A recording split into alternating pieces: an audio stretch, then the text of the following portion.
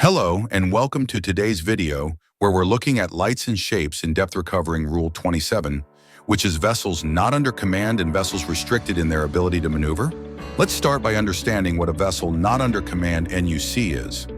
According to Rule 3, a vessel not under command is a ship that, due to exceptional circumstances, cannot maneuver as required by maritime rules.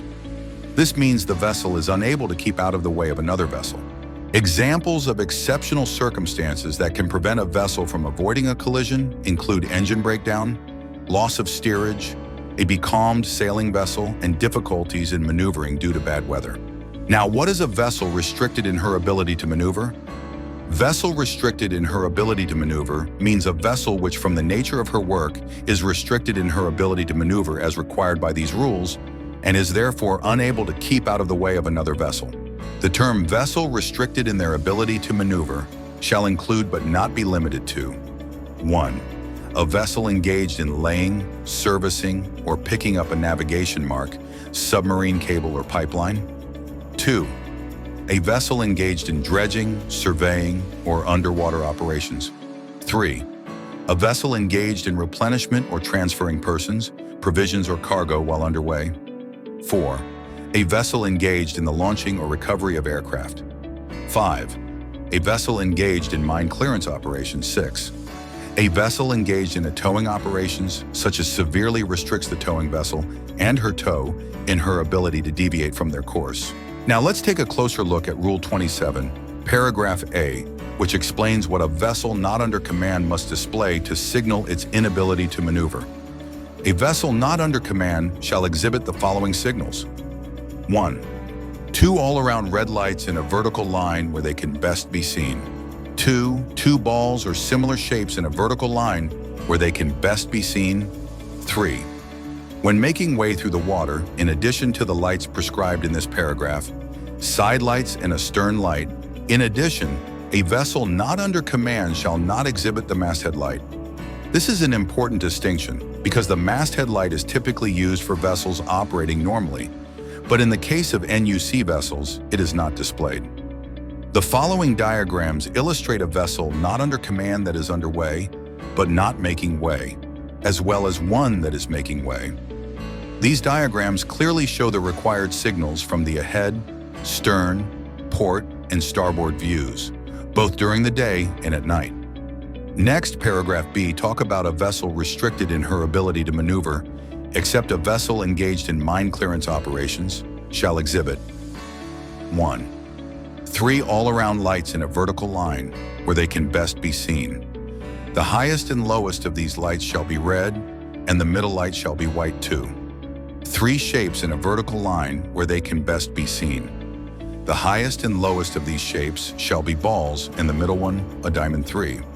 When making way through the water, a masthead light or lights, side lights, and a stern light, in addition to the lights prescribed in a subparagraph 1. When making way through the water, vessels greater than 50 meters in length are required to display a second masthead light. The following diagrams illustrate the required signals for a vessel restricted in her ability to maneuver, both for vessels less than 50 meters and greater than 50 meters in length when making way. The diagrams show the signals from the ahead, stern, port, and starboard views, both during the day and at night. 1. 4. When at anchor, in addition to the lights or shapes prescribed in subparagraphs 1 and 2, the lights or shapes prescribed in Rule 30. When a vessel restricted in her ability to maneuver is at anchor and measures 50 meters or more in length, it must display an all-round white light at the stern. The following diagrams show the required signals for vessels restricted in their ability to maneuver, both less than 50 meters and greater than 50 meters, at anchor during the day and at night.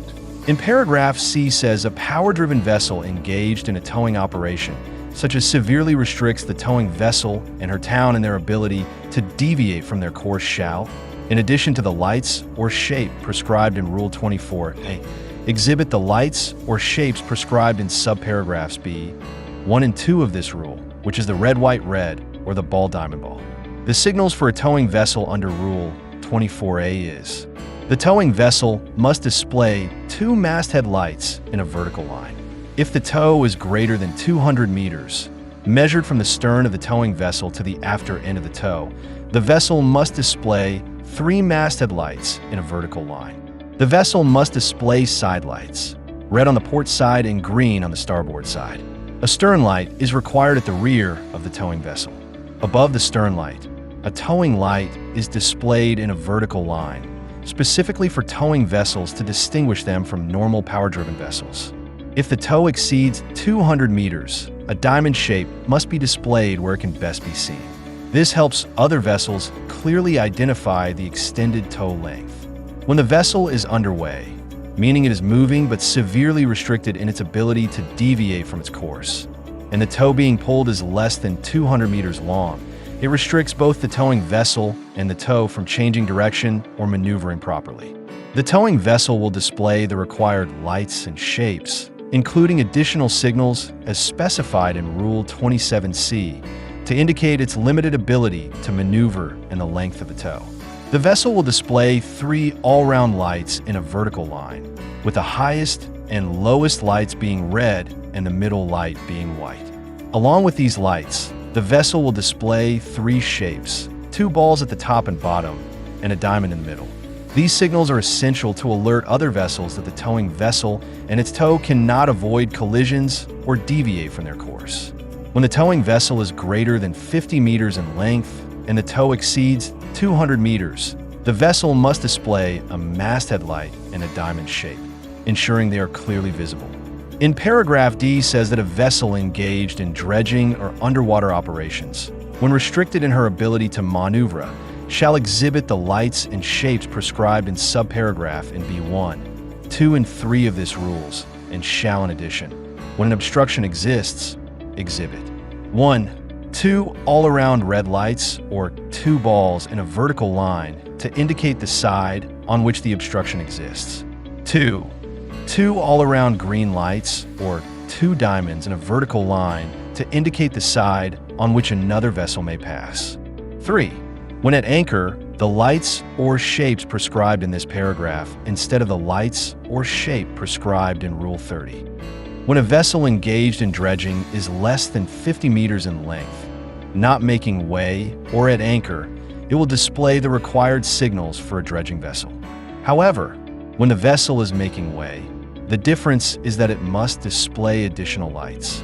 A masthead light at the forepart of the vessel, side lights on both the port and starboard sides, a stern light at the rear of the vessel.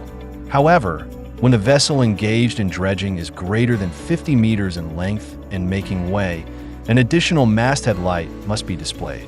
This extra masthead light is positioned above the other masthead light, signaling that the vessel is larger and moving, with limited maneuverability due to its dredging operations.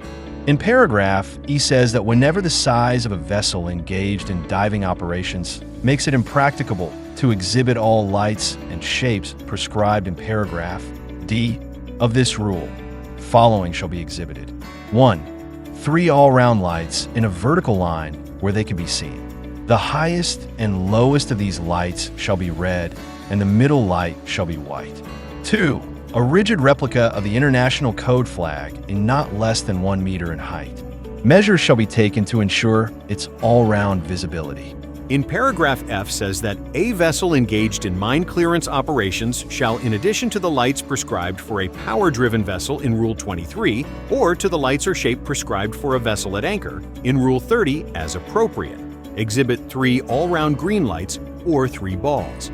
One of these lights or shapes shall be exhibited near the foremast head and 1 at each end of forward yard. These lights or shape indicate that it is dangerous for another vessel to approach within 1,000 meters of the mine clearance vessel. For a mine clearance vessel greater than 50 meters at anchor, in addition to the required signals, the vessel must display a white all-round light at the stern. For a mine clearance vessel less than 50 meters underway, if the vessel is underway, it must display a foremast-head light, which, if practicable, should be placed higher than the identity light. Additionally, a stern light and side light must be displayed. For a mine clearance vessel greater than 50 meters underway, if the vessel is underway, an extra masthead light must be displayed above the existing masthead light. Paragraph G. Vessels less than 12 meters in length, except those engaged in diving operations, are not required to exhibit the lights and shapes prescribed in this rule. This means that smaller vessels, which are not involved in diving activities, do not need to display the same signals as larger vessels. Paragraph H. The signals prescribed in this rule are not signals for vessels in distress or requiring assistance. For vessels in distress, different signals are used, which are outlined in Annex 4 of these regulations. Thank you for watching this video, and see you soon.